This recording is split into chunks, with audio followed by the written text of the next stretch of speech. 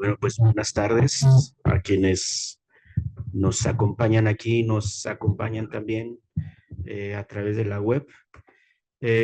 Bienvenidos y bienvenidas a esta mesa 8 que se titula Aportaciones del arte, la cultura y la literatura para la configuración de la nación mexicana. Tenemos 3 ponencias muy interesantes. Comenzaremos con la titulada El retrato estridentista, representación, promoción y referencialidad visual, que nos presentará Cecilia Gabriela Fuentes Hurtaza, quien es doctora en Ciencias Sociales por el Colegio de San Luis dentro de la línea de Antropología Visual. En 2008 recibió la beca de investigación Eulalio Ferrer de la Fundación Cervantina de México. Es profesora del Departamento de Estudios Culturales de la Universidad de Guanajuato, Campus León y candidata del SNI. Sus investigaciones académicas giran en torno a la producción visual del conocimiento y el arte. Trabaja principalmente con plástica latinoamericana moderna y contemporánea y fotografía vernácula e imagen red desde la cultura visual y sociotécnica. Entre sus últimas publicaciones se encuentra el capítulo del libro Montecillo, un barrio sin centro y la pila de Don Ramón del Colzán en 2022. Adelante. Hola, ¿qué tal? Un gusto estar aquí y saludarles. Bien, pues me daré la tarea de comenzar con esto. Muchas gracias por la presentación, la aceptación y bueno, la acción de estar aquí reunidos en el Colegio de Jalisco. Inicio así. En esta intervención se explora una faceta de la plástica estridentista predominantemente gráfica, que atiende la autorreferencialidad y autopromoción del movimiento y sus miembros. El actualismo, así también conocido por la primera hoja de vanguardia puesta en circulación por Maplesarse, tuvo el retrato entre sus constancias expresivas, así como la remisión frecuente a la obra de sus colaboradores.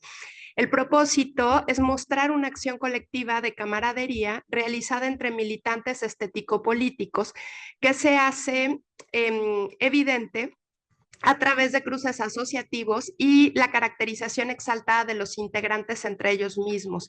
El discurso ofrece datos contextuales que sitúan a la vanguardia y su pulsión descentrada de la capital cultural. La pregunta que subyace a la reflexión es cómo se retrató el estridentismo a sí mismo en el panorama posrevolucionario, y el acceso al material tiene por primera fuente el archivo visual construido por Germán Lizar Zúbide para el movimiento estridentista, así como otras imágenes de corte editorial que dan cuenta del afán de representación, vinculación y remisión al colectivo, a la obra o a sus miembros. Bueno, como primer subtítulo, el retrato actualista dice: el estridentismo a menudo se estudia como corriente exclusivamente literaria, a pesar de que su voluntad multidisciplinaria da cabida a las artes escénicas y a la plástica. Respecto a esta última, ya en el manifiesto de Manuel Maplesarse, actual número 1, hoja de vanguardia, la imagen frontal ocupa un sitio de gran relevancia. Además del diseño tipográfico, una cuarta parte de la hoja volante confeccionada para ser pegada ágilmente en distintos puntos de la ciudad contiene un retrato fotográfico del extravagante autor. En él, un engominado joven de camisa con cuello alto, corbata ajustada y un saco abotonado con pañuelo y flor en el ojal, gira su cuerpo lateral para encarar al lector. Parafernalia de dandy que en opinión de Escalante emula las estrategias proselitistas del comercio. Imitó a Escalante imitando quizá a esos folletines que proclaman los específicos y que traen la conveniente efigie del doctor. Dejo Escalante. La hipótesis de Rashkin atiende los convencionalismos en la vestimenta de la época y la burla que ejercita su portador. Dice Rashkin: la escrupulosa elegancia de Maplesarse podía, bajo ciertas circunstancias, resultar escandalosa. Concluye la cita de Rashkin: ambas conjeturas parecen coherentes con las expectativas de la moderna militancia artística posrevolucionaria. La autorreferencialidad está presente desde el principio, así como el afán autopromocional y lúdico. lúdico. En México, la facha de Maples Arce corresponde a la del Catrín, personaje bien ilustrado por Beasley durante el Porfiriato y ante la presencia ilustrativa que le otorga José Guadalupe Posada en la primera década del siglo XX. Cito a Beasley: estos dandies eran llamados irónicamente catrines para exagerar sus pretensiones. Este término peyorativo fue usado por primera vez poco tiempo después de consumada la independencia por José Joaquín Fernández de Lizardi, quien con el seudónimo El Pensador Mexicano escribió la novela picaresca Don Catrín de la Fachenda. Ahí describe al personaje del título como un presuntuoso, como una persona que pretende lo que no es, un petimetre que creía que el mundo estaba obligado a sustentarle su modo de vida. El lagartijo, que es el equivalente al flaner, y el catrín compartían la presunción de moverse entre las clases altas de la sociedad y de adoptar las maneras y modas europeas. Muchos de estos individuos carecían de recursos, vestían en su momento con sombrero de copa, levita, cuello alto, zapatos importados, pero los catrines, se decía, frecuentemente llevaban zapatos con agujeros en las suelas y camisas con los puños raídos y ninguna ropa interior.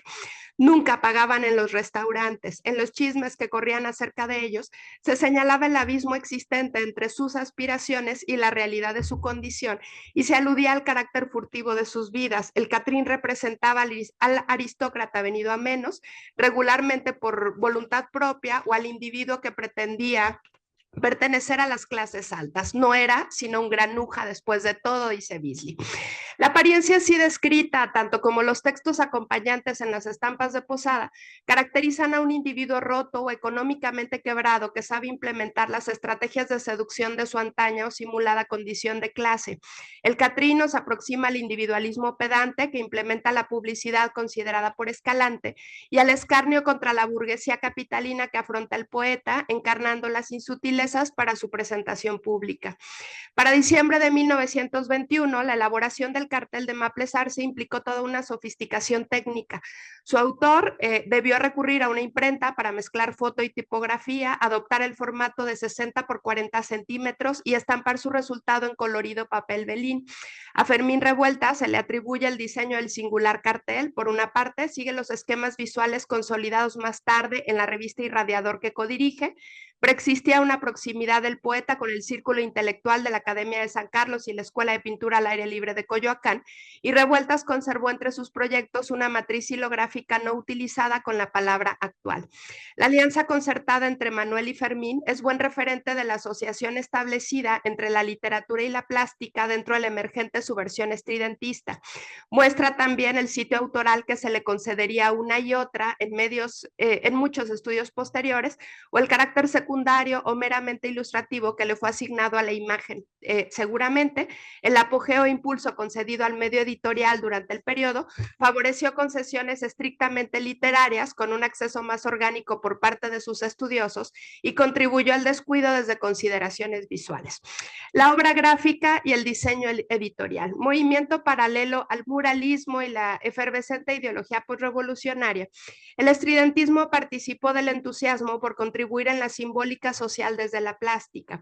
Si bien algunos de sus integrantes se comprometieron con el proyecto mural vasconcelista de acceso educativo y público, fue en la alianza editorial y la confección gráfica donde los ahíncos de accesibilidad popular cobraron la mayor relevancia. Estrategias aliadas de la reproductibilidad técnica, la amplia circulación, los costos distribuidos en tirajes relativamente abundantes sobre soportes dóciles y el descentramiento de los escenarios habituales donde se emplazaba el mural o se difundían las letras. A Jean Charlotte se le atribuye la renovación gráfica en el contexto, así como el estímulo para el desarrollo disciplinario entre sus colegas de contacto. Frances ha traído a México en 1921 por sus intereses precedentes teóricos y experimentales en el medio expresivo, por su afición en el coleccionismo de estampas y por la investigación de la obra del en ese momento proscrito académico José Guadalupe Posada. Colaboraría, entre otras cosas, en varias audacias editoriales y en el repertorio retratista de los miembros literarios más estridentes. Instaurado el legado de Posada, varios pintores comenzaron a experimentar con los medios gráficos y a favorecer su producción en reivindicación estética y comunicativa. Su inclusión o resurgimiento en el repertorio disciplinario de la plástica implicaba desafiar perspectivas que separaban lo culto de lo popular o que rechazaban el uso de herramientas y técnicas tradicionales en un ambiente de modernización. Se vitalizaron la xilografía y la linografía principalmente. Las dos técnicas comparten el principio de trabajar con el relieve al ir rebajando segmentos de la placa o matriz, sea madera o linóleo. Rashkin afirma que Leopoldo Méndez y Ramón Alba de la Canal aprovecharon el remozamiento del piso de linóleo del Palacio de Gobierno en Jalapa para ilustrar buena parte de la revista Horizonte, ya que en esa ciudad obtendrían máquinas adecuadas por parte de los talleres gráficos del gobierno y centrarían su labor en el diseño editorial. La vanguardia gráfica permitía trabajar en diversidad de formatos y soportes accesibles como el papel revolución, evidenciar una calidad artística con mérito propio y establecer complicidades con la prensa. Así como la primera hoja volante de Maples Arce, sus estampas podían colocarse entre carteles o circular por correo, funcionar como apropiación e intervención del espacio público en carácter efímero o contenerse en espacios expositivos y complementar la escritura en libros y revistas. Si la ciudad podía ser superficie o soporte, la prensa, entre otros artefactos mediáticos, fue una manifiesta táctica de coherencia formal y conceptual. Al principio, la renovación estética marcó la pauta estridentista. Con el tiempo, algunos de sus integrantes se adhirieron a causas sociopolíticas y se beneficiaron del consumo expandido de la gráfica y la puesta en común de sus mensajes. Renovar la estampa con valor individual, sobre todo editorial, favoreció la complicidad fotográfica. Este hecho no solo propició documentación visual sobre la agrupación y sus integrantes, también contribuyó con la recepción de la fotografía como medio expresivo en un momento, acota Rashkin, en que existían pocos canales para la reproducción masiva de la fotografía como arte. De esta forma, la vanguardia encontraría colaboraciones intermitentes del estadounidense Edward Weston o la italiana Tina Modotti, quienes simultáneamente experimentaban con la captura urbana de artefactos modernos. Además, los estridentistas podían servirse la fotografía como otro recurso gráfico para afirmar su identidad o bien como una estrategia paralela a los otros medios gráficos que hacían permisible la traslación de la plástica unitaria a la reproducción múltiple. Modernización y cosmopolitismo, notas de Bohemia. El tema visual mejor conocido de los estridentistas son los escenarios urbanos. En lista Surian cito ciudades iluminadas, rascacielos espectaculares, la estela de un aeroplano al despegar, así como las vías encendidas que han despedido al último tren de la tarde. Concluyo. Máquinas, artefactos fabriles, edificaciones crecientes y exageradas para el incipiente panorama constructivo mexicano, esa poética arquitectónica que Reyes Palma define de dimensiones utópicos, espacios heterotópicos, son parte del artificio actualista. Su producción prevalente atiende a la modernidad cosmopolita y tecnológica en rechazo de un folclorismo nacional. Los diferentes estilos autorales se reúnen a través de ciertos recursos formales, acentuadas perspectivas geométricas, donde se agudizan los ángulos arquitectónicos o de los elementos citadinos, sean transatlánticos, fumarolas industriales, cableados o torres, planos superpuestos, altos contrastes y lúdicas inclusiones tipográficas, a veces formas segmentarias, semiabstractas o con gran conglomeración de objetos. La publicidad es materia y concepto visual regular en la plástica del movimiento, así como pauta poética de Maples Arce cuando evidencia su atracción por los avisos económicos, los rótulos, la urgencia telegráfica o directamente llega a intercalar frases publicitarias entre las proposiciones de sus manifiestos. La modalidad promocional es lo que estimula el tono estridente o los alaridos de la vanguardia. Esta podía tener como receptor o propagador a los medios de comunicación activos, las dinámicas del escaparate y el espectáculo o la vía pública del transeúnte, siempre que se mostrara la agilidad de los consumos, tanto en su caducidad como en su eficacia persuasiva. La autopromoción del movimiento y sus miembros fue táctica vigente en toda su operación. Dicha voluntad autopromocional y autorreferencial tiene otra causa probable. Confinado al contexto parisino de finales del siglo XIX, Henry Murger confecciona para su prefacio en Escenas de la vida bohemia una tipología de dicha condición. Su axioma, cito a Murger, la bohemia es el estado de la vida artística, es el prefacio de la academia, del hospital o del depósito de cadáveres. En sus dos límites comparecen la bohemia ignorada y la auténtica bohemia. La primera está embebida en la pobreza, la existencia incógnita en el arte, la expectativa fallida de un reconocimiento que llega por sí solo y la obstinada pretensión de exaltar la supuesta vocación y la potencia del arte. Sus miembros tienen una visibilidad moderada en sus círculos artísticos y saben despilfarrar las dotes o convivir con la precariedad en la paciencia del reconocimiento. Entre una y otra, la bohemia intelectual también se autorrepresenta en México, particularmente en lo que corresponde a la exaltación de los integrantes. Esta notación no responde a una derivación europeísta, como frecuentemente se analiza la producción mexicana y latinoamericana en su conjunto, si bien no se descarta la influencia y afinidad de otras manifestaciones simbólicas, se admite que hay una interpretación o integración de la bohemia a maneras locales en variación cronológica, así como diferencia resistencia de las vanguardias a las que hace referencia el movimiento estridentista para actualizar su propio contexto revolucionario de ímpetu cosmopolita. De ahí la alusión al personaje del Catrín o incluso la presencia coetánea de los llamados dieguitos en México, ¿no? Nombre peyorativo asignado a los que se asumía seguidores de Rivera en los frescos, ¿no? O el uso del encausto, sobre todo en la antigua escuela, en el antiguo colegio de San Ildefonso. Quienes proveen claves para caracterizar el proceder colectivista y hacer permisible la formulación de una agrupación creativa local. De Brois opone la militancia postrevolucionaria al arte moderno mexicano de Dr. Atl, Clemente Orozco, Fernando Leal a la bohemia, en la torre de marfil del modernismo. Por mi parte, asumo que la extrapolación bohemia se adaptó a una mofa del aburguesamiento nacional y propició una camaradería entre individuos que practicaban una militancia estético-política a través de la representación de sus integrantes, un proceder de contundencia simbólica que nos acerca al afán descentrado del movimiento, es decir, a la extrapolación bohemia que convoco.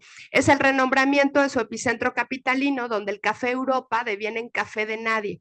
Para Reyes, la novedosa sensibilidad estridente presenta una condición periférica de modernidad y la periferia no solo parece trazar otras modernidades, también otros espacios de acción. La camaradería estridentista, autopromoción y autorreferencia. Si las estrategias publicitarias y sensacionalistas, bueno, si de ellas se toman su grito, con el muestrario de ellos mismos provocan el ruido. Dos piezas han resultado claves en el afán promocional y autorreferencial del movimiento que nos compete, además de instituirse como mitos de identidad grupal. Por una parte, la crónica fantástica de Germán Liz Arzúbide, el movimiento estridentista, perdón, ahí voy, ahí está.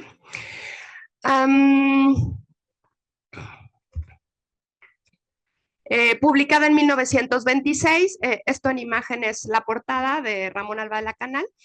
Por la otra, el óleo collage de Ramón Alba de la Canal, El café de nadie, en la versión de 1930. Por sus fechas de producción, en el ocaso de la agrupación, las dos obras adquieren el tono de la retrospección y el homenaje póstumo. Perdón, quisiera regresar, pero bueno, no importa, allí nos quedamos. En su relato ficticio y episódico, Germán traza la fundación grupal y sus hazañas, alguna semblanza de sus integrantes y obras, los escenarios que ocupan y la vigorosa potencia de lo que pudo ser. En su texto, Liz Arzúbide crea una narrativa consistente del autoproclamado movimiento, referencia a rasgos de personalidad y producción de sus camaradas, construye un bloque de carácter documental que servirá de prueba existencial de la vanguardia y un archivo visual que lo coteja. En él se intercalan manifiestos, escritos, fotografías, grabados, carteles o pinturas en remisión hipertextual. Desde el inicio, por ejemplo, el libro se prologa con La risa de Liz Arzúbide, presentación crítica escrita por Arqueles Vela sobre una máscara, que es la que está en pantalla, realizada por el escultor Germán Cueto, que figura y explicita la carcajada del cronista. Ramón Alba de la Canal, por su parte, apuntala las arquitecturas imaginarias del movimiento en varias piezas gráficas. No obstante,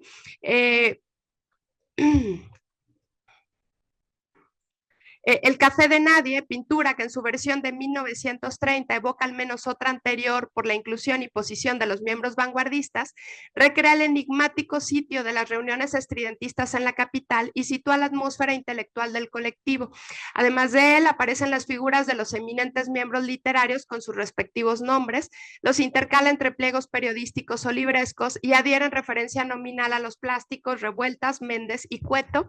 En su emblemática inversión, parece que los literatos reclaman la imagen y los plásticos la palabra. Buena cantidad de obra adoptará el fin proselitista. La novela El Café de Nadie, de Arqueles Vela, en 1926, es referente literario. El renombramiento de Jalapa a Estridentópolis es referente de táctica y acción geosimbólica, así como los ilusorios espacios alusivos a edificaciones y escenarios del movimiento generados por Alba de la Canal y otros de sus colegas. Ramón se autorretrata y autocaricaturiza con su pipa, pero sin duda un gesto regular entre los integrantes es caracterizar y personificar a los otros miembros. En un recuento que hace Snyder de la agrupación y la crítica o reconocimiento que suscita en su momento, deduce, cito a Snyder, el movimiento estridentista era sobreestimado por los miembros que lo componían y censurado cuando no negado por los que no lo compartían. Concluye la cita en el mismo texto, enuncia a los artistas como apóstoles del estridentismo, entendamos predicadores. La estrategia mejor practicada por la vanguardia fue la multireferencialidad que venimos exponiendo en tónica promotora y exaltadora, sea por remisiones al movimiento en su conjunto, por apropiación y creación urbana en relación a la vanguardia, o como desarrollaremos ahora, por remisiones constantes a la cohesión de los suyos. Rashkin destaca una suerte de yo estridentista que buscaba experimentar la urbe en su duración, así como retratar con humorismo la personalidad de sus integrantes y la energía de su empresa. Parafraseando a Basiu, la maniobra publicitaria fue técnica estridentista y sirvió para promoción del movimiento por parte de sus propios organizadores. Podríamos pensar que su eficacia expresiva dependía de la habilidad de vociferar sobre los otros con cierta reciprocidad para prestigiarse entre ellos. Respecto a las constantes remisiones, Ramón Alba de la Canal pinta un retrato al óleo de Germán Liz Arzúbide en 1925. En la imagen vemos al acicalado escritor posando en un escenario de composición naturalista. Los pliegues en ropa y telón de fondo proporcionan las ondulaciones que contrastan con la mesa frontal que soporta un conjunto de libros en plena consulta. Debajo de uno de ellos se asoma la rojinegra y acentuada cubierta de Plebe, poemas de rebeldía, publicado en Puebla ese mismo año por el escritor e ilustrado por un grabado de madera de hilo del mismo Alba de la Canal. En él, un puño izquierdo se alza entre las chimeneas humeantes de la industria. Ni los poemas ni la pintura cumplen con específicas maniobras de la vanguardia, no obstante, más que concesión o relevo, la pintura ya ofrece un cruce asociativo de autorías. Las máscaras de Germán Cueto, confeccionadas en cartón o terracota policromada para una exhibición en el Café de Nadie en 1924, se convertirán en grabados a color en 1926 para acompañar la crónica del movimiento. En ellas reconocemos en origen tridimensional a Liz Arzúbide, de Leopoldo Méndez, Quintanilla o aliados como Gastón Diner. La traslación gráfica y multireproductiva del objeto escultórico unitario es muestra del empeño por exhibir la obra del colega y su forma de presentar a otros correligionarios. Las imágenes evidencian rasgos exagerados en los personajes a través de segmentos cromáticos y muecas enfáticas que caracterizan a cada uno de ellos. Para Reyes, el humor, cito, de Germán Cueto, convirtió en espectros grotescos a los partidarios del movimiento. Concluyo la cita. Las formas caricaturescas de los escritores son bien delineadas por los plásticos del movimiento en los frontispicios editoriales de su poesía. Si bien la portada interior de los libros podía contener retratos autorales, el paratexto visual frecuentemente era reservado a la apariencia solemne que sirve para prestigiar una edición a partir del reconocimiento de su escritor. En el caso estridentista parecía ser aprovechado como espacio de caricaturización o caracterización humorística. Charlotte esboza a lápiz la larga cara de Germán Liz Arzúbide y contornea su busto, es el que está en imagen. La extensión del rostro y el alto copete apenas cabe en papel, mientras la ágil silueta remarca sus expresiones fisionómicas. Para el tiraje editorial, el dibujo de Charlotte se convierte en una calcografía en 1923 que se sitúa como frontispicio del poemario Esquina de Liz Arzúbide y más tarde se reproduce en una pequeña porción del movimiento estridentista del mismo autor. Salvador Gallardo, por su parte, es ilustrado gráficamente por Ramón Alba de la Canal para el frontispicio del pentagrama eléctrico, publicado en 1925 por la edición poblana de Germán Lizarzúbide. El retrato, que es el primero de la imagen, presenta el robusto torso de Gallardo, limitado por el marco que lo envuelve. Su mirada y rostro se dirigen sobre el marco y más allá de él. Con una mano sostiene un libro, con la otra señala un pliego con tipografía. Quizá el retrato de frontispicio más característico es el de Maplesarse para Urbe, la imagen sucesiva, en el superpoema bolchevique en 5 cantos de 1923. Una gruesa línea delinea el rostro y el cuello del poeta. Como en otros casos, se va de la frontalidad por una cara de perspectiva acusada que languidece nariz y ojo izquierdo en cadencia de peinado. El contorno de cuenca vacía emula el esbozo de Lizarzúbide realizado por Charlotte, no obstante, presenta ambigüedad en la atribución autoral. En el texto en el archivo de las piezas de Charlotte se registra todos los otros grabados de Urbe, no específicamente. Para el Museo del Estanquillo, que la colección de Monsiváis es una de las más importantes en la tónica de los frontispicios editoriales que ahora revisamos, ¿no? Aparece como tentativa pieza de Cueto, de Germán Cueto, pero bueno, la atribución más genérica es de Charlotte. Un grabado en madera de Ramón Alba de la Canal retrata una efigie bien dispuesta de Gallardo que acompaña el archivo visual del movimiento estridentista.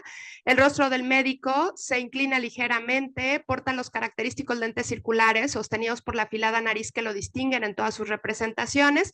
A través de un achurado ligero, Ramón sombrea una porción de rostro, ilumina cabello y solapa el personaje en texturas dinámicas. Como estas, otras tintas, dibujos y fotografías orientan sobre los constantes retratos de los miembros de la agrupación y la intención por referirlos o hacerlos identificables desde la interpretación de sus propios atributos o personalidades. Como material disperso, encontramos otros gestos equivalentes, un entintado no fechado de Fermín Revueltas, donde presenta Maplesarse en toda la indumentaria del primer manifiesto, así como con las palabras que lo prologan y que parecen reafirmar la idea de complicidad inicial entre Manuel y Fermín. De Charlotte reconocemos un dibujo de Lizarzúbide con detallado realismo en el rostro. Su confección muestra una alternativa de recreación al frontispicio más caricaturesco usado para el poemario Esquina. Circula una fotografía de Lizarzúbide en ángulo picado atribuido a Modotti, dejando registro del escorzo del joven escritor y la vinculación simpatizante de la fotógrafa hacia el movimiento y viceversa. El esmero representativo convive incluso con las ausencias y potencias de la agrupación. Lizarzúbide narra un proyecto periodístico de Cueto que llevaría por nombre El Arqueles, en remisión a Vela, y así lo describe, cito a Germán: en ese diario estaban las noticias de lo que no había sucedido y las catástrofes que podían ocurrir. Concluyo la cita. Con esta mención, imposta el misticismo que bordea la figura del colega en la constitución de la agrupación respecto a la imagen. En un artículo realizado en 1923 por Febronio Ortega, se fragua una entrevista a Maplesarse sobre el grupo y sus nexos. La primera hoja muestra 2 fotografías del fundador posando en su biblioteca. En la segunda, que es la que está en pantalla, aparece una fotografía con congregados en torno a una mesa del café de nadie. Lo singular de ella es una silla vacía en el primer plano izquierdo. En el pie de foto se lee de izquierda a derecha la silla de Germán Lizarzúbide en ausencia, donde Arqueles Vela, Manuel Maplesarse, Salvador Gallardo, Luis Felipe Mena, en el Café de Nadie, donde se escribieron los andamios interiores, unas páginas de la señorita, etcétera. Es el pie de foto que está por allí. Y bueno, Germán en ausencia comparece en la reunión como miembro eminente. Tanto los gestos de legitimación representativa a los que me he referido, como el constante reclamo por crearse un sitio dentro del escenario mundial, parecen provenir, entre otras cosas, de la importante pulsión descentrada que comandó la existencia del movimiento. Los integrantes del estridentismo nacieron en la proximidad del cambio al siglo XX, muchos de ellos se mudaron del interior de la República a la capital, motivados por acceder a estudios profesionales y con la aspiración de encontrar un lugar dentro del arte. Ese fue el caso de Maplesarse, Lizarzúbide, Vela, Gallardo y Revueltas, revueltas oriundos de Veracruz, Puebla, Chiapas, San Luis Potosí y Durango respectivamente. Con excepción del primer manifiesto, los sucesivos fueron lanzados en Puebla, 1923, Zacatecas en el 25, Tamaulipas en el 26, y como es sabido, algunos prolongaron funciones siendo originales y excéntricos habitantes de Estridentópolis, Veracruz. Como otros estudiosos, Linda Clich distingue dos etapas del movimiento, la del breve periodo capitalino, mientras Maplesarse aún era estudiante hasta 1925, y el periodo veracruzano hasta el 27, donde ejerció como abogado, participó en la administración del gobernador Heriberto Jara y convocó el traslado de sus colaboradores cercanos. Las dos fases persiguen los brotes de modernización y son combativas. No obstante, la segunda se afilia al gobierno y figura de Jara. La autopromoción persiste, pero en el transcurso se prioriza en la propaganda de los logros del Estado. Así, la identidad de la vanguardia y sus integrantes, revertida en retratos y sitios de estrecha relación con el movimiento, transita otras diplomacias con estrategias equivalentes. Clich examina un retrato a color del poeta fundador confeccionado por Leopoldo Méndez en 1927 para Poemas Interdictos, editado por Horizonte. En él reconocemos a un solemne y receptivo Maplesarse, legitimado como servidor pública, su vestimenta es formal, sobria, ha perdido los accesorios que portaba en el jovial primer manifiesto, el busto adopta una posición recta, cuyo equilibrio se sostiene por las manos entrelazadas sobre el escritorio, su cuerpo gira ligeramente a la izquierda y traslapa los signos del progreso material veracruzano. Si retomamos la bohemia de Mürger en su versión aficionada, podríamos asumir que Maplesarse abandonó la lúdica aventura citadina por la acomodada burocracia en provincia. Y bueno, finalmente el retrato estridente, conclusiones. La faceta plástica del estridentismo aquí examinada supervisa cómo fue retratada la vanguardia por sí misma a través de una constante remisión al movimiento y sus escenarios, a sus obras y a sus integrantes. Se ha reconocido como gesto regular la insistencia por caracterizar a los miembros activos desde sus atributos o creaciones y más allá de las arquitecturas imaginarias que suelen inscribirse como su único proceder visual.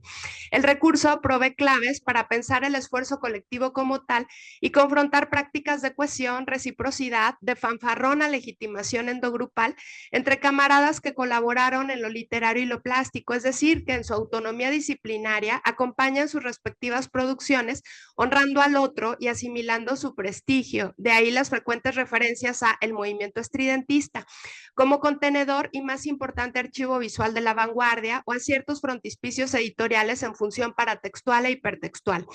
La recreación de los estridentistas por y entre ellos mismos es recurso o estrategia evidente tanto en la literatura como en la plástica. Saciar las equivalencias literarias desborda este escrito, no obstante, la obra visual lo expresa cabalmente en elocuentes cruces asociativos. Decíamos que para introducir su crónica, Lizarzábide se remite a un escrito de vela y una máscara de cueto que lo representan.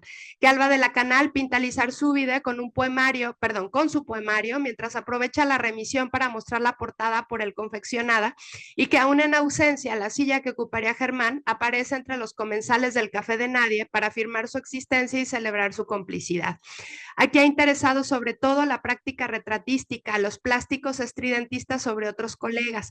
Si bien no extraña la acción representativa en los albores del siglo XX, es táctica frecuente en el círculo de los escritores conocidos como los contemporáneos y sus aliados plásticos para el reclamo identitario o también medida de escarnio contra ellos, sí extraña la estrategia multireproductiva del proceder. La mixtura de formas solemnes y caricaturescas de identificación, esto es, el trazado entre fijes prolijas de legitimación y exageraciones humorísticas de rasgos gestuales y con esbozo de carácter, así como las funciones paratextuales que a veces desempeñan, o bien esa condición de estar visualmente acompañando textos, pautando sus contenidos y sentidos e incidiendo en la morfología de su recepción o puesta a disposición en el escenario público. Esta ponencia acentúa dos motivaciones claves que sustentan ese proceder. Por una parte, una tradición bohemia resignificada para el contexto que se resiste al aburguesamiento y homologación de una modernidad nacional. Lo hace a través de la burla que personifica la figura del Catrín, sujeto carente de la resonancia anhelada que por medio de la exaltación de sí mismo y sus colegas impone sus propias lógicas de visibilidad pública y por otra parte prevalece una pulsión descentrada, mejor aún una pulsión excéntrica en el movimiento estridentista que incita a sus integrantes a dar cuenta de sí y propagar tanto su existencia como la de sus ejecuciones en un México expandido más allá de la capital cultural y de las fronteras nacionales. Como es notorio, mucho de materia visual estridentista necesita ser esclarecido y convive con información errática de procedencia. Esto se debe al componente muchas veces efímero de las piezas gráficas, a los limitados casos de firma y otras consignas de datos, a la abrupta salida de Jara del gobierno veracruzano, que impulsó la huida de los colaboradores estridentistas con la consecuente pérdida, destrucción de documentos, placas y originales de la plástica vanguardista concentrada en Veracruz.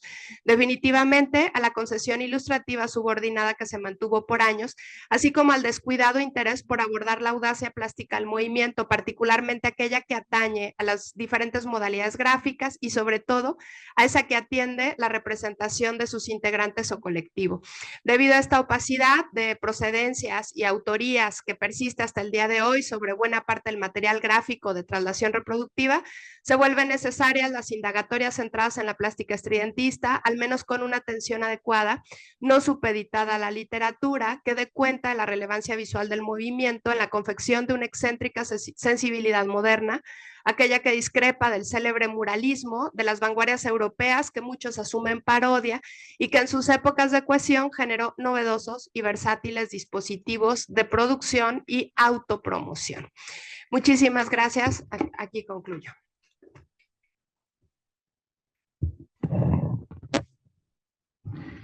Muchas gracias a Cecilia Gabriela Fuentes Hurtaza. Ahora tendremos la ponencia titulada Procesos estructurales socioculturales del campo visual en el arte y literatura en identidades mexicanas en el mundo contemporáneo. Esta ponencia será presentada por Samuel Alonso Ríos Rodríguez, quien se desempeña en docencia e investigación independientes en ciencias sociales con una perspectiva socioantropológica.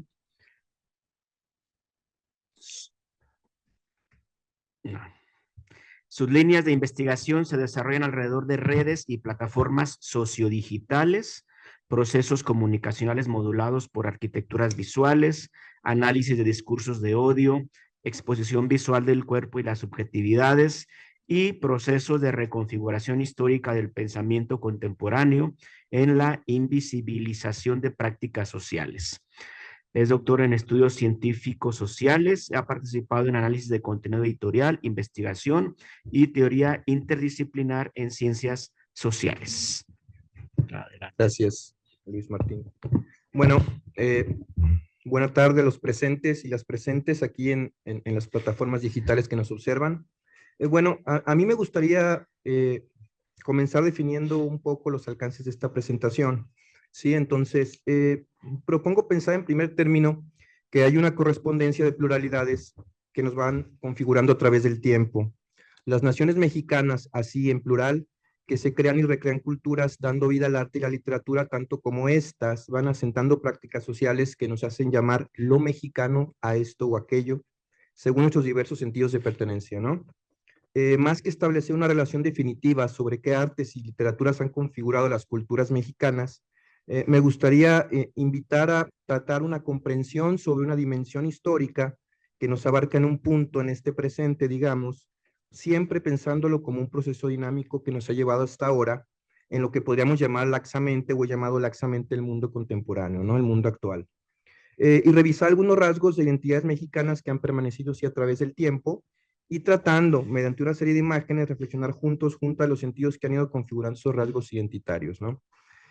Para ello, destaco la mirada sobre todo teórica interdisciplinaria, pero más de corte sociológico, donde desde un aparato de pensamiento crítico observaremos cómo se han inducido formas de entender esas mexicanidades en el arte desde un dispositivo tecnología de lo visual, que no es inocente, por supuesto. Hay intereses en juego siempre de diversos actores sociales que están siempre en una especie de estira y afloja sobre lo que son el arte y la literatura y esos rasgos identitarios. Lo que se intenta, pues, en estas reflexiones es enunciar, aunque sea brevemente, actores sociales con cierto grado de empoderamiento que han estado y están siendo fundamentales en la transmisión de añejos rasgos identitarios o que pueden estar reconfigurándolos con nuevas propuestas.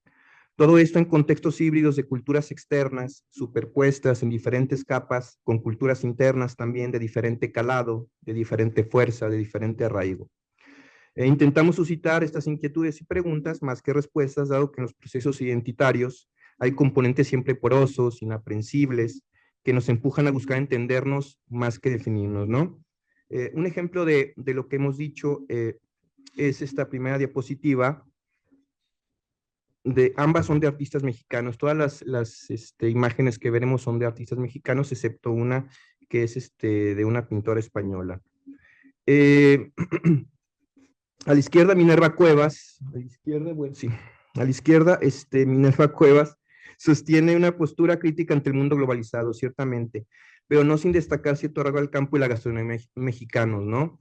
El jitomate también un elemento gastronómico que suele estar muy en la mesa, ¿no? de la gastronomía mexicana a través del tiempo, de distintas épocas, mientras que a la derecha Jerónimo López retoma figuras ligadas a la cultura popular mexicana y expresa su arte visual del tatuaje. A su manera son disímiles ambas propuestas, pero están ejemplificando diferentes inquietudes que por medio de una tecnología de lo visual dan pauta para actualizar referentes mexicanos, sea ya desde la gastronomía o sea desde el propio cuerpo como un instrumento político. En nuestra aproximación a los estudios visuales nos recordaba el doctor Carlos Alberto Navarro, guía esencial de estas reflexiones, que tanto Guy Debord como los situacionistas nos mostraron cómo para alcanzar un momento clave acerca de un determinado periodo, debemos trabajar con mecanismos de producción técnica propios de esa era. Así, si queremos emprender la tarea de pensar críticamente el presente desde su estudio como problema histórico, nos corresponde emplear las nuevas condiciones técnicas ya plenamente dadas, implementar los distintos modos de producir sentido que se puedan acoger, experimentando con los elementos críticos propios de una epistemología del área de la imagen por excelencia, la que estamos viviendo. Ahora, este concepto de epistemología política de la visualidad la retomo del doctor José Luis Brea, ¿sí? Lo que él ha llamado epistemología política de la visualidad nos recuerda lo que la misma Hannah Arendt nos decía, ¿no? Todo es político. En tanto, las relaciones sociales siempre están compuestas de asimetrías de poder.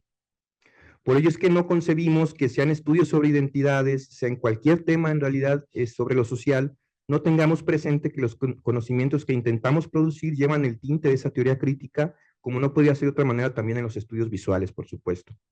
Comprender, pues, que en la actualidad existe lo que algunos pensadores han dado a llamar el imperio de la imagen. A través de ese crisol que son las múltiples expresiones de la visual, podemos entonces adentrarnos en esos rasgos identitarios o intentar adentrarnos en ellos, tratar de entenderlos, que están emanando de las artes y literatura, ¿no? Aunque se suele separar, yo cuando hablo de arte al menos pienso a la literatura como el arte escrito, ¿no? Dentro de, más allá de las categorías que se han instalado sobre bellas artes y literatura y demás. Entonces, estamos hablando un tanto también de lo que Saskia Sassen llamó ensamblajes, ¿sí? Estos procesos históricos de hibridez socioespacial, sociotemporal, que se van fusionando en una trama compleja de prácticas, que más que certezas de lo que es lo nacional, más allá de las propuestas a veces institucionales, gubernamentales, a través de la literatura son entendidos como tejidos sociales que son abigarrados de sentidos, pues para la gente según sus particulares contextos. Bien, ahora... Actos de ver, le llaman también en los estudios visuales. Actos de ver que son propuestas de lo mexicano, como podemos ver en esta diapositiva, que también va modificando con el paso de tiempo esas estructuras sociales, ¿sí? Se van legando ciertamente de generación en generación algunos de estos elementos estructurales, algunos se van convirtiendo en contrapuntos, algunos van siendo tomados del pasado y se van reconfigurando, van siendo elementos disruptivos, ¿no? Imaginar alguien diría, ¿cuál es el arte propuesta de retomar una pintura de Pedro Infante, ¿no? Y plagarla de tatuajes. Y bueno, como decíamos también, ¿no? Un poco la exposición del cuerpo como una especie de lo político, ¿no? Un ente disruptivo también hay. Entonces, hay que entender, pues, en esta línea de pensamiento, hay que recordar que esas identidades o rasgos identitarios de los que hablamos no son fijos ni construidos de una vez y para siempre, ¿no? Esto que pareciera claro, al menos desde esta perspectiva epistemológica, digamos, luego en la práctica no lo es tanto, ¿no? De ahí que a menudo veamos acciones y reacciones de grupos que visualizan esas identidades como algo fijo y que debe permanecer. Estas construcciones culturales, pues, en este mundo, en este imperio de la imagen, van formulando, como suele decirse también en las ciencias sociales, espacios sociales en disputa, ¿sí? O lo que podríamos entender como la condición permanente del conflicto en cualquier práctica social. Las diversas relaciones de poder se van superponiendo y a veces buscan imponerse unas sobre otras. En otras ocasiones se toman elementos disímiles que se fusionan a la vez, de múltiples maneras se van tejiendo en ese híbrido que traspasa esos elementos estructurales sólidos, volviendo porosas pues esas identidades, transmutando incansablemente en el tejido del tiempo.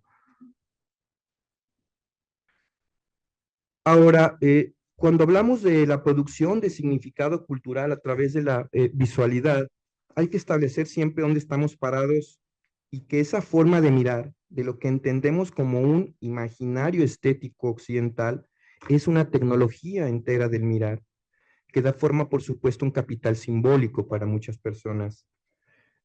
Retomo un tanto lo que dice también el mismo José Luis Brea. No hay hechos u objetos, fenómenos, ni siquiera medios de visualidad puros, sino actos de ver extremadamente complejos que resultan de la cristalización y amalgama de un espeso trenzado de operadores.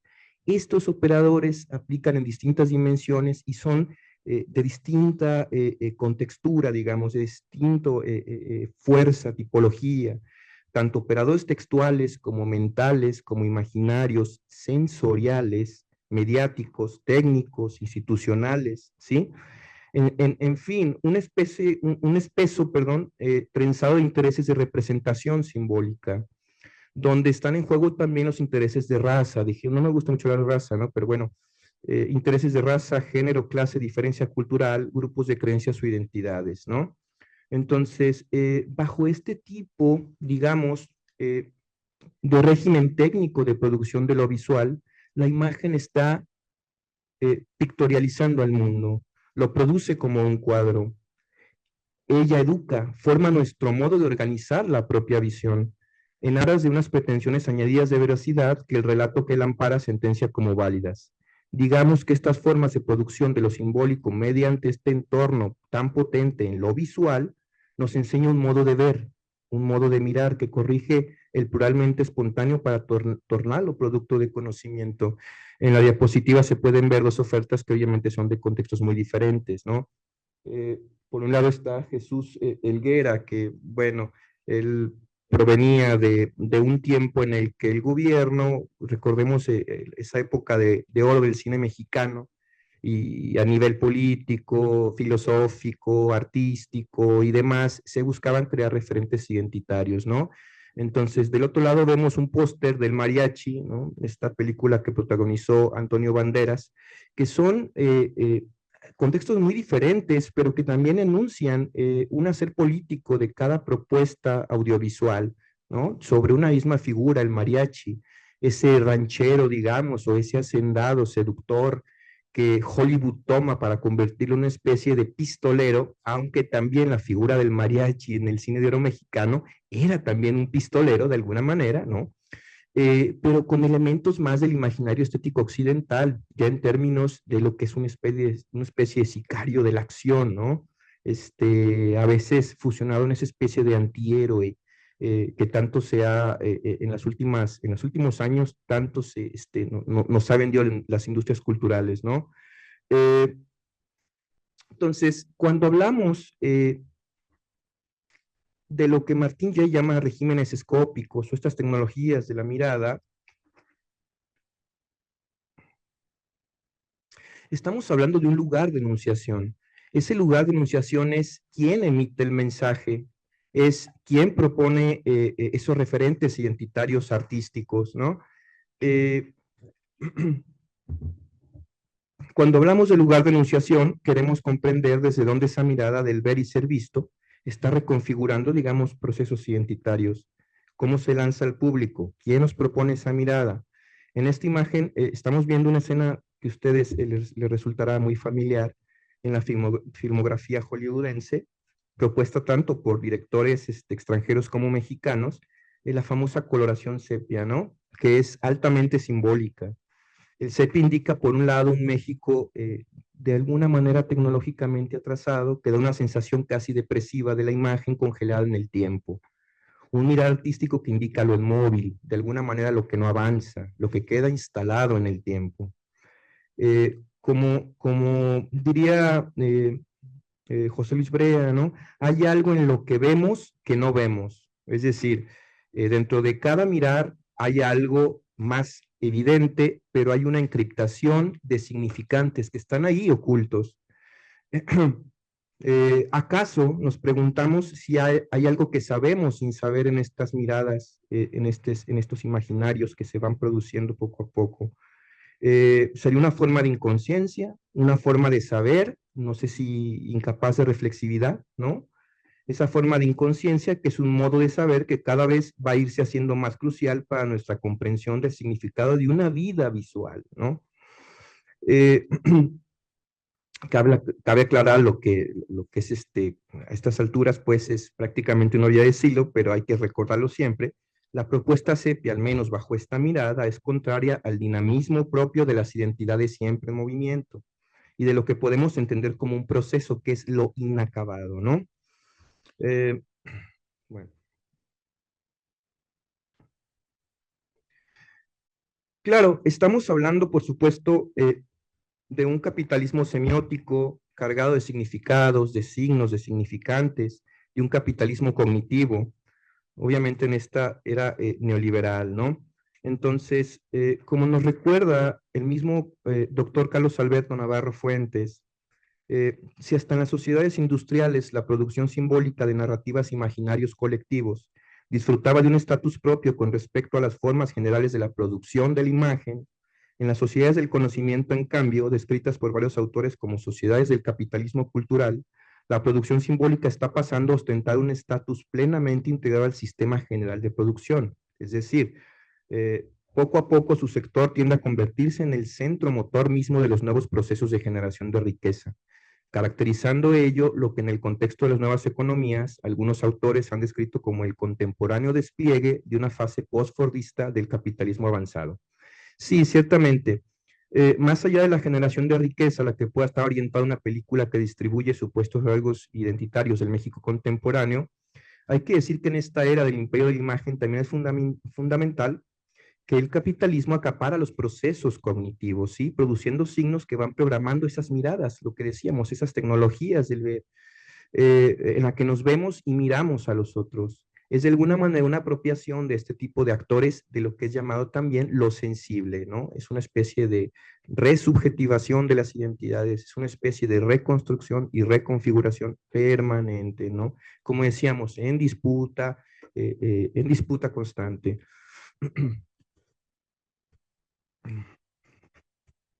Bueno, son muy malas las imágenes, pero en realidad la claridad del barroco de la iglesia, de esta iglesia que está en Cholula, Puebla, Santa María Tonantzintla, comenzada en el siglo XVI, nos habla de ese famoso barroco, ¿no? Que Martín Jay explicaba en sus 3 eras o regímenes escópicos en Occidente. Esta imagen que ven en la diapositiva, pues, es lo que los entendidos llaman arte barroco. Ahora quisiera contraponer esta imagen con los procesos actuales de producción cultural sobre rasgos identitarios mexicanos en el arte. Lo que vemos en la imagen es conocido como sincretismo religioso, que es un híbrido de creencias y significados de diferentes culturas. Aquí hay un exceso de signos, hay un abigarramiento de rasgos y un montón de símbolos en un tramado complejo de creencias prehispánicas que en este proceso comenzaban pues a fusionarse y estaban en esa estira y afloja con las creencias cristianas traídas por los conquistadores. Bueno, el hecho de que el mismo templo se ha construido sobre una pirámide ya es bastante simbólico, ¿no? Bien, el exceso de signos visuales aquí también representan una densidad conceptual. Culturas sí que chocaban, que se superponían con sus propios rasgos identitarios.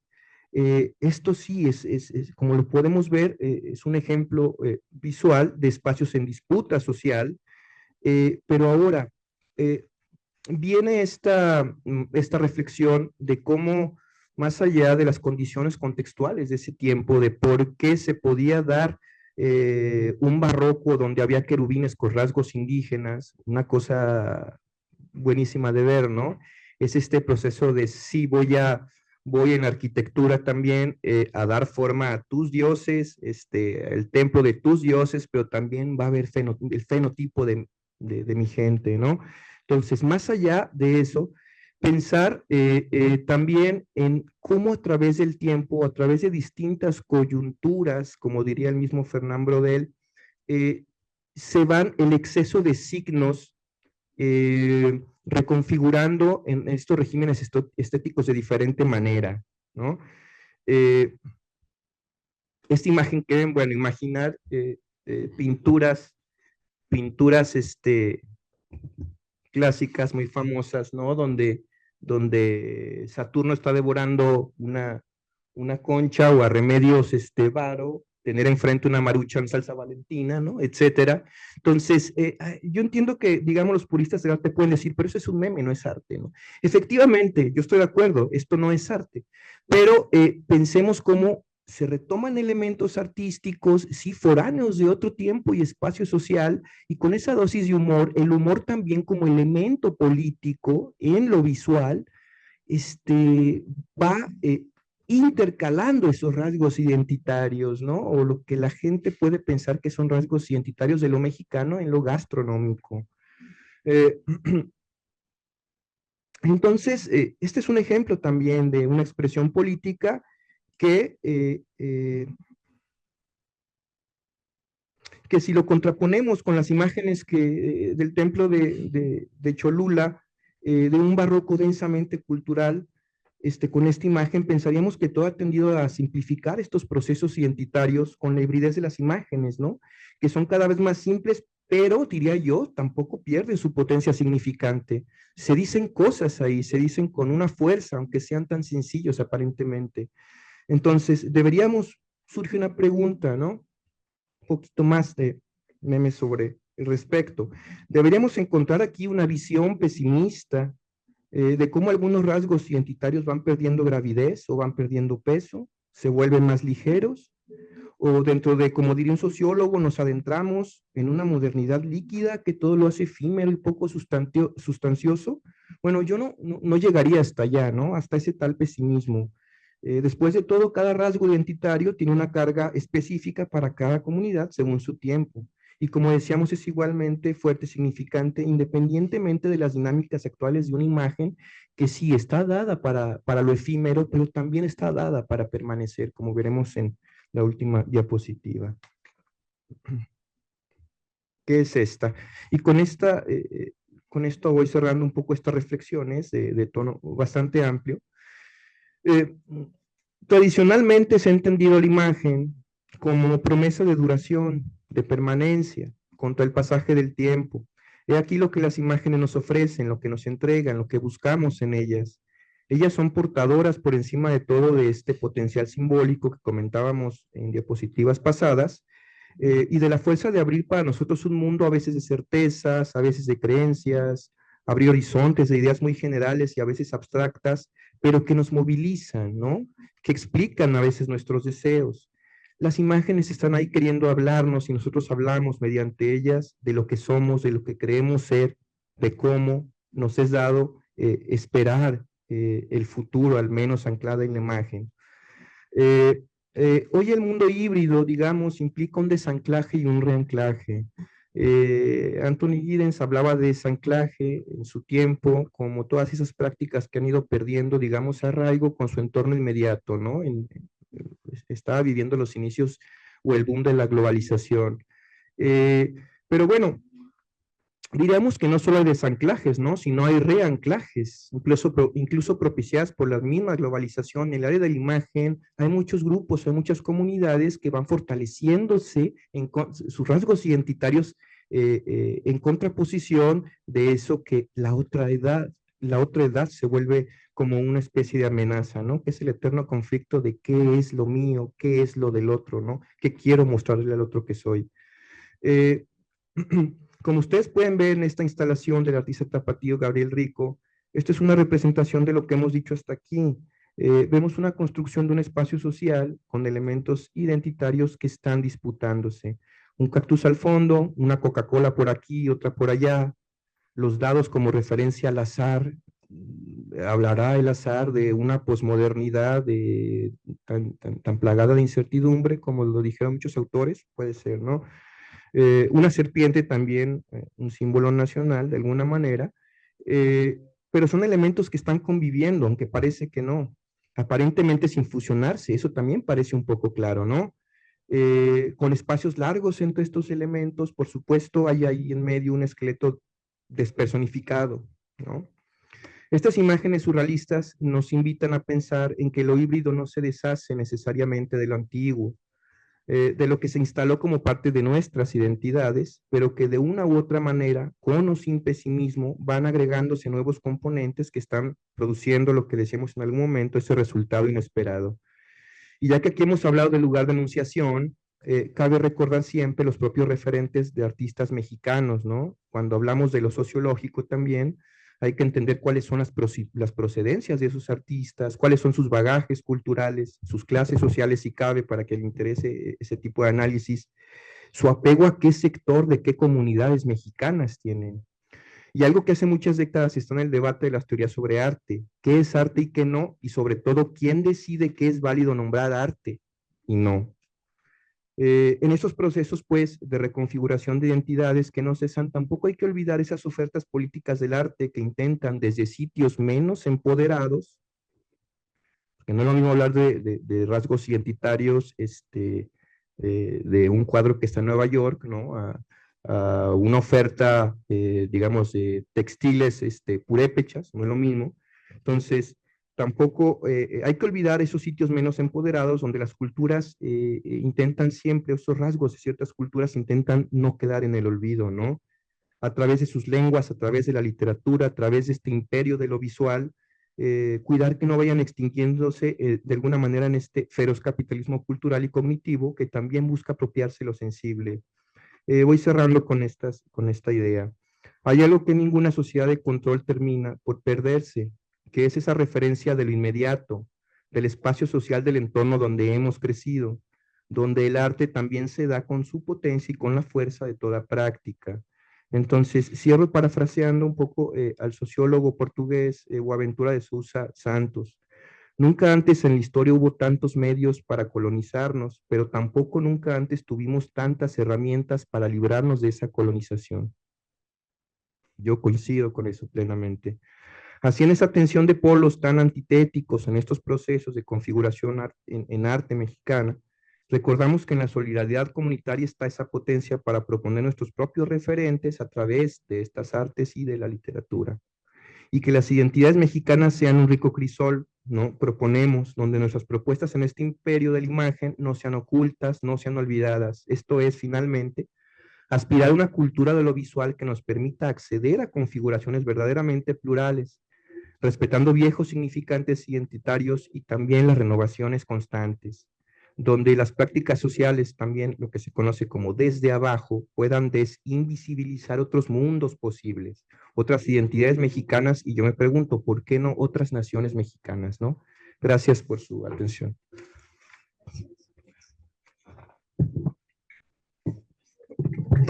Nos quedamos con... Gracias. Muchas gracias a Samuel Alonso Río Rodríguez Ahora, para seguir con esta mesa, tenemos la ponencia, la literatura en la configuración de la nueva nación mexicana, que nos presenta Susana Herrera Argüelles.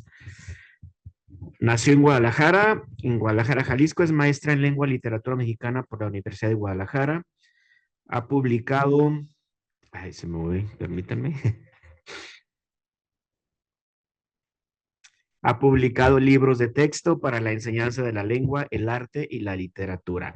También ha impartido conferencias y talleres sobre chocolate y literatura y actualmente estudia en el Colegio de Jalisco el doctorado en Ciencias Sociales y su proyecto de investigación es Vida cotidiana del cacao chocolate en la literatura mexicana del siglo XIX y el habla popular.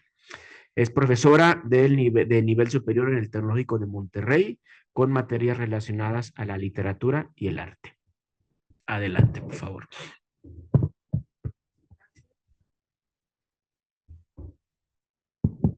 ¿Se escucha?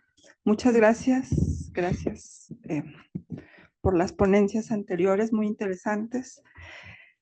Y que bueno, por ahí hay una relación, por algo estamos en la misma mesa, autores que repetiremos posiblemente y que nos resonarán, ¿no? Bueno, empiezo yo de la siguiente manera.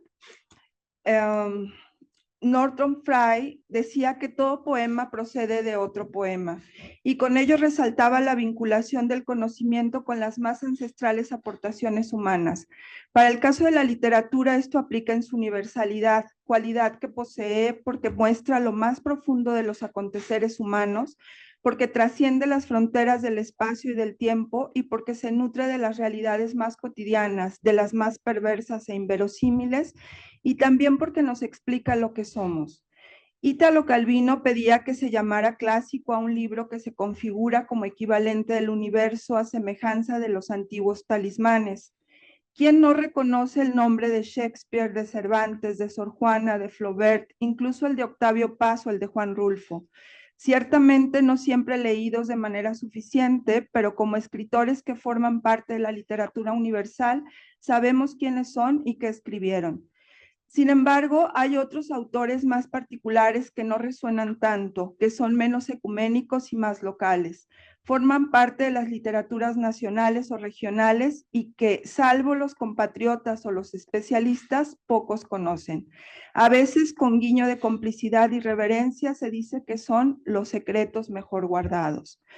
La literatura, como la manifestación más viva de la lengua y de las estructuras de la cultura a la que encarna, es un recurso indiscutible de las maneras de explicar el mundo y de mostrarlo a los lectores, que a su vez están personificados en esas construcciones artísticas y que también funcionan a manera de sustento de todo lo que subyace en el inconsciente colectivo.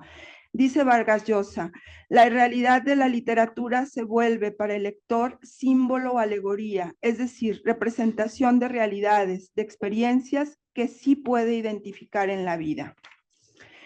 No es casualidad que para facilitar el estudio de la literatura, ésta se divide en periodos, escuelas o corrientes, y en la producción que de ella se hace en los países o territorios.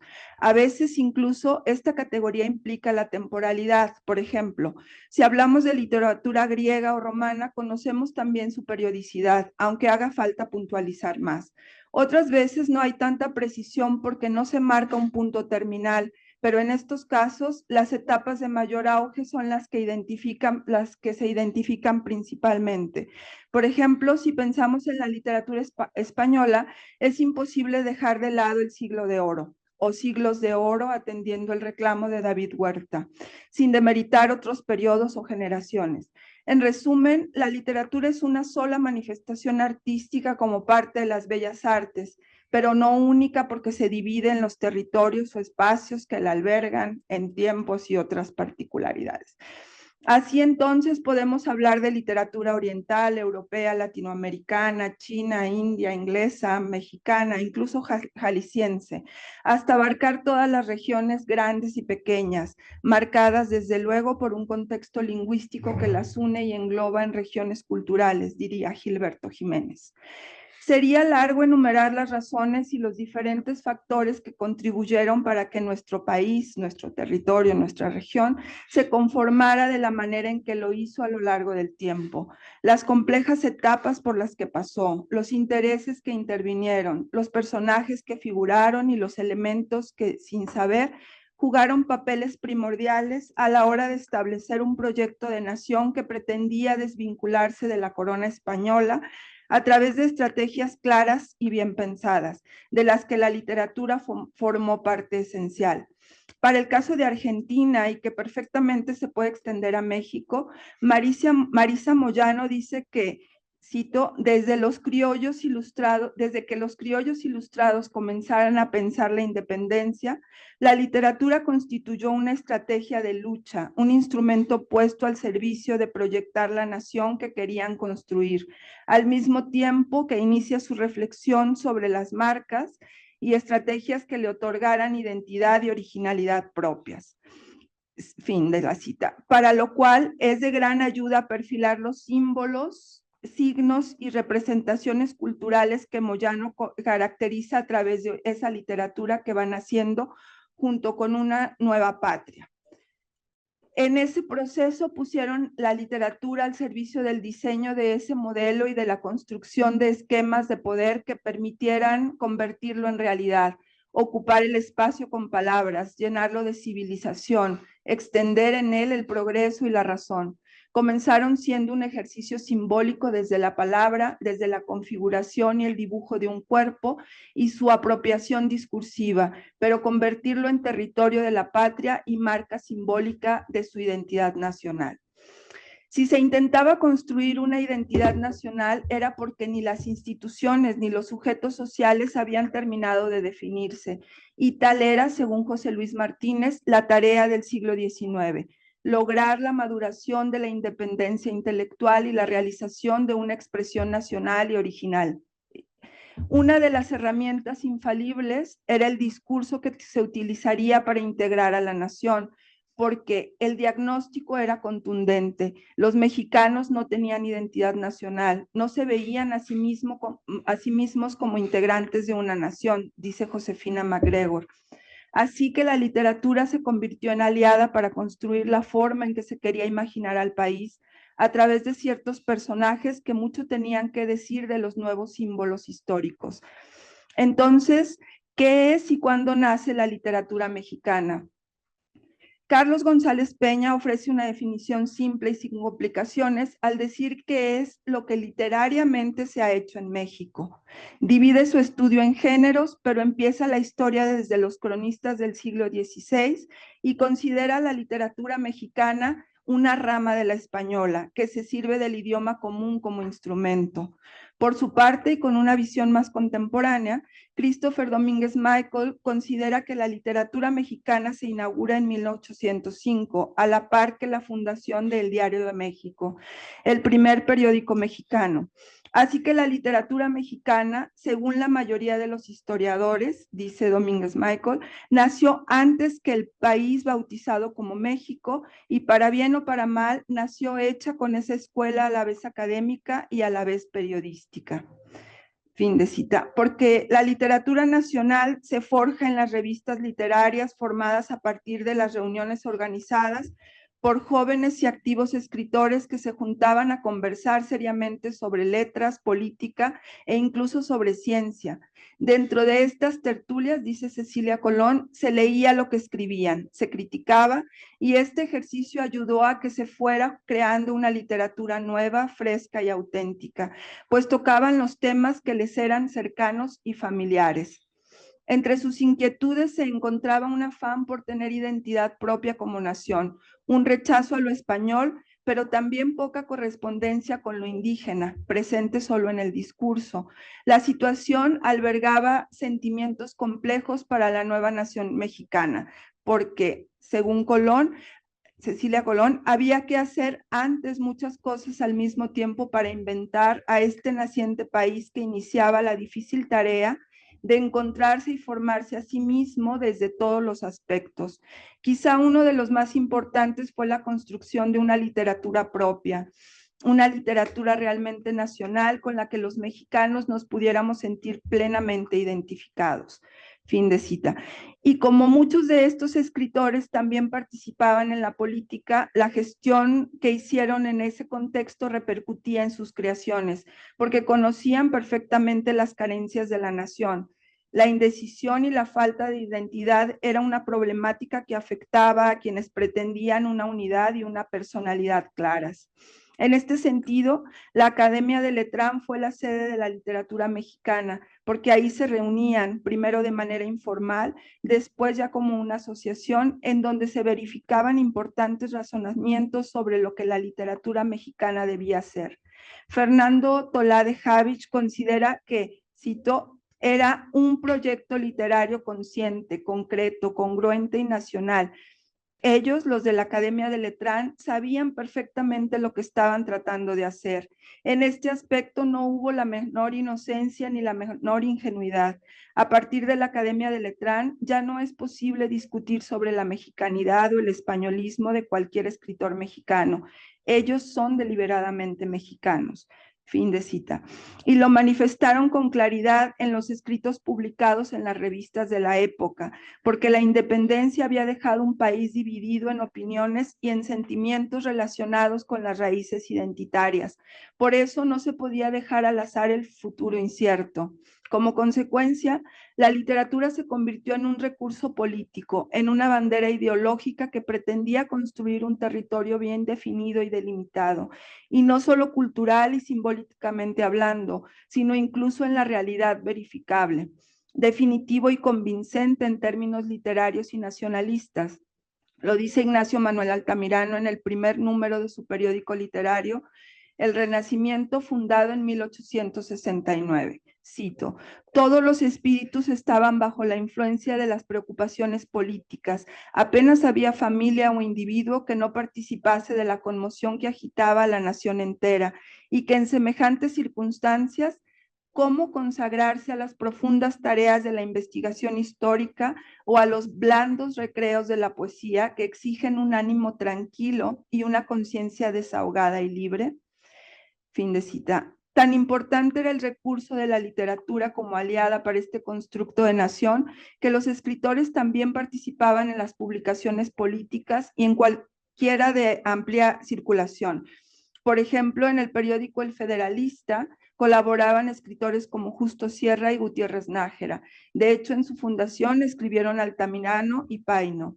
En el siglo XIX, el espacio de la literatura estaba en los periódicos y las revistas, primero políticos y noticiosos, después las publicaciones literarias fueron ganando un lugar propio, aunque la política no estaba ausente de sus pliegos y los versos circulaban con holgura en otros espacios.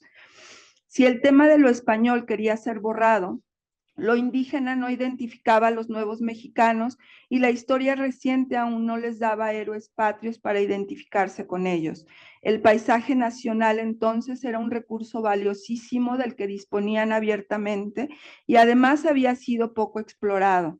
Se buscaba lograrlo mediante el color del paisaje mexicano, retratar o mostrar las costumbres, lo que después daría por resultado los cuadros de costumbres y la corriente costumbrista en cuentos y novelas.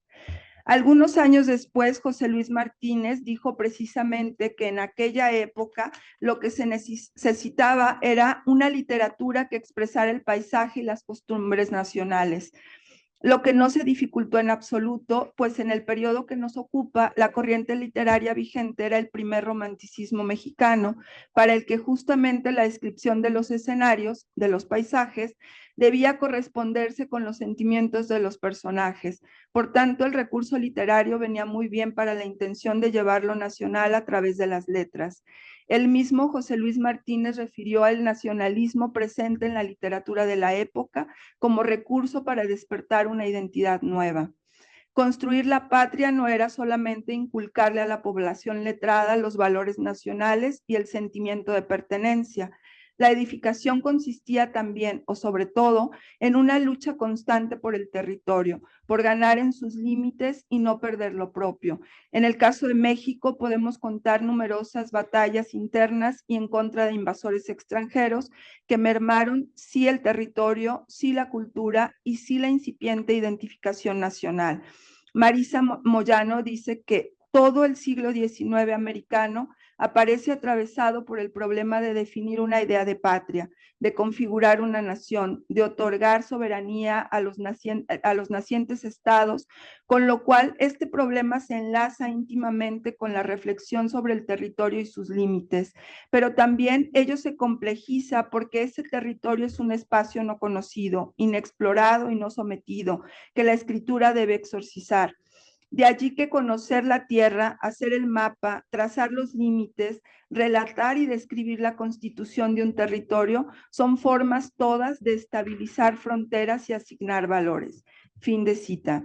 Es un fuerte compromiso el que tenía la literatura para provocar con su adornado discurso la tan anhelada unidad e identidad cultural, pues esto equivalía a reconocer el poder político de la retórica.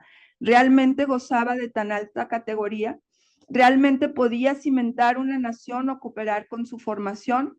La literatura tiene la posibilidad de cartografiar lo real y establecer con la imaginación fronteras territoriales, cronológicas, políticas, raciales, lingüísticas.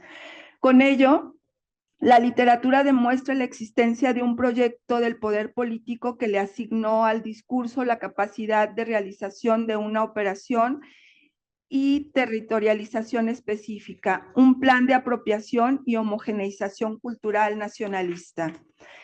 En este punto es necesario hablar de quienes participaron en la fundación de una nación mediante sus aportaciones literarias.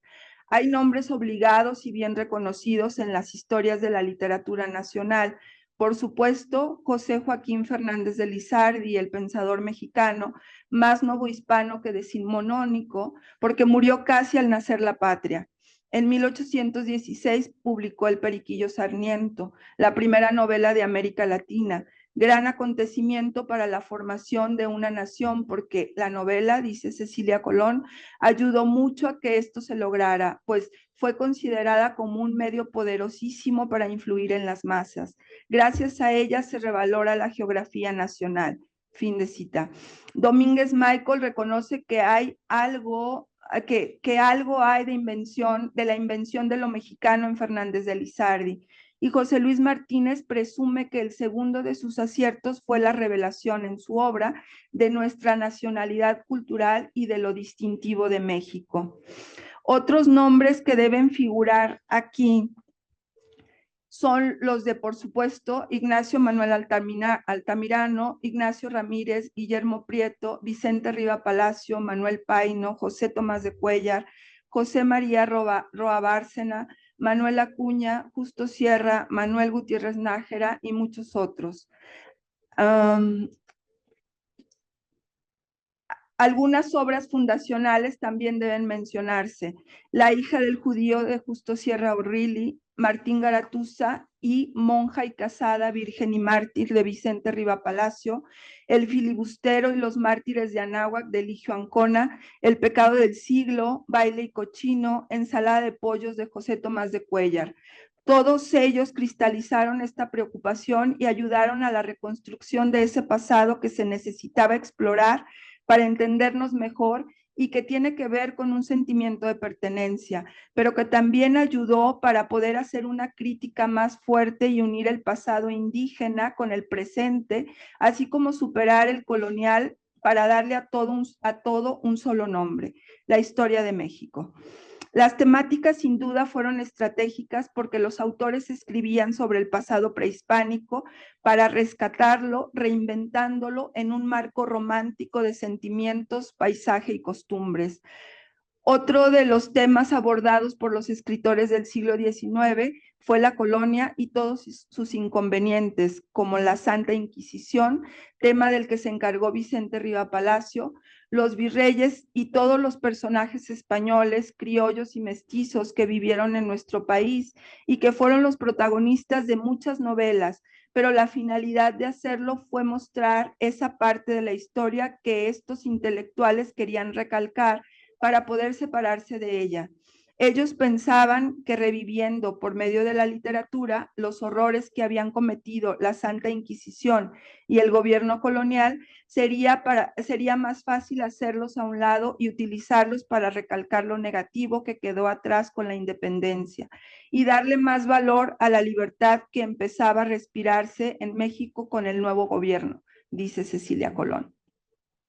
Estas elecciones tomadas deliberadamente hacen que dejemos de lado la idealización de la literatura, pues sabemos que de algún modo se corresponde con la realidad, aunque a veces puede haber ciertas intenciones discursivas que abonan a asuntos políticos, ideológicos, económicos y, claro, artísticos y culturales.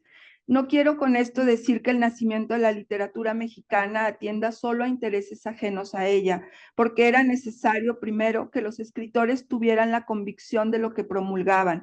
No era un vulgar juego político. José Luis Martínez cree que realmente entendían la literatura como una función social al servicio de la patria.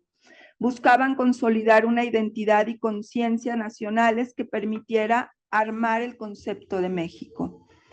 Aunque el siglo XIX ha sido ampliamente estudiado, se resalta poco que durante este periodo tuvo lugar el nacimiento de nuestra cultura mexicana, no por ser nueva y única, sino por la conciencia que de ella se adquirió, tal vez deliberadamente impuesta. También falta difundir un poco más lo que esta toma de conciencia de lo nuestro le debe a la literatura, porque parece que lo que somos siempre estuvo ahí. Nuestra cultura nos es natural, tomando en cuenta que antes de que una nación exista es necesario imaginarla, inventarla, para después poder llevarla a la realidad. Y ya con esto cierro. El siglo XIX mexicano a veces es tomado como un sobreentendido, un episodio entre pólvora y consignas políticas, pero también como un horno rústico donde se gestaron las primeras hogazas de un pan que sabía algo nuestro. Un ensayo de músicos amateurs intentando tocar con instrumentos abollados y desafinados. Con más indulgencia que otra cosa, Alfonso Reyes leyó a nuestros decimonónicos con severidad crítica y no rescata obra literaria o autor sobresalientes que puedan equipararse con sus contemporáneos de otras latitudes.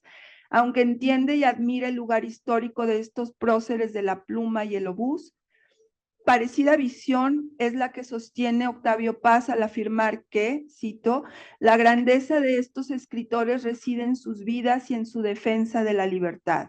Fin de cita. Sin embargo, el Premio Nobel reconoce que fueron ellos quienes propiciaron las mejores condiciones para que la siguiente generación, la de nuestros modernistas, irrumpiera con una curiosidad universal a sabiendas de poseer un pasado inmediato construido en un terreno propio y firme. Obviamente, esos juicios sumarios de dos de las cumbres de la literatura nacional no han inhibido la curiosidad de José Luis Martínez, José Emilio Pacheco, Huberto Batis, Clementina Díaz y de Obando, Fernando Curiel o Vicente Quirarte para internarse en los archivos literarios del siglo XIX mexicano, con tal de compartirnos sus hallazgos, piezas narrativas, líricas, ensayísticas o dramáticas, que a la luz del tercer milenio recobran su brío artístico, su magisterio formal, su audacia inventiva, su renovada apuesta de futuro para conmover y asombrar a lectores de otras épocas imposibles de imaginar, para aquellos hombres de letras que defendían al país, pero también lo edificaban ladrillo a ladrillo y libro a libro. Muchas gracias.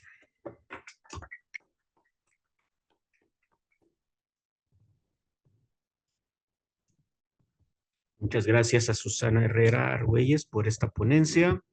No sé si hay espacio, si hay alguna pregunta, incluso si es, no sé si hay alguna pregunta de alguna persona que esté viéndolo por alguna de las redes a través de la web. Sin duda son 3 ponencias. Muchas gracias por las tres ponencias. Muy interesantes y sin duda puntos en común entre las 3, ¿no? De esta, como a través ya sea de las artes visuales o de la literatura, la construcción de una, bueno, no de una identidad, sino de un espacio identitario, más bien, y cómo también ver desde otra visión, también desde el arte visual, eh, dar otra mirada a uno de los grupos pues, más reconocibles y precisos de la literatura mexicana, que son los estudiantistas. Entonces, bueno, si quieren comentar algo, ¿no? Bueno, pues muchas gracias a nuestras dos ponentes y a nuestro ponente y pues buenas noches.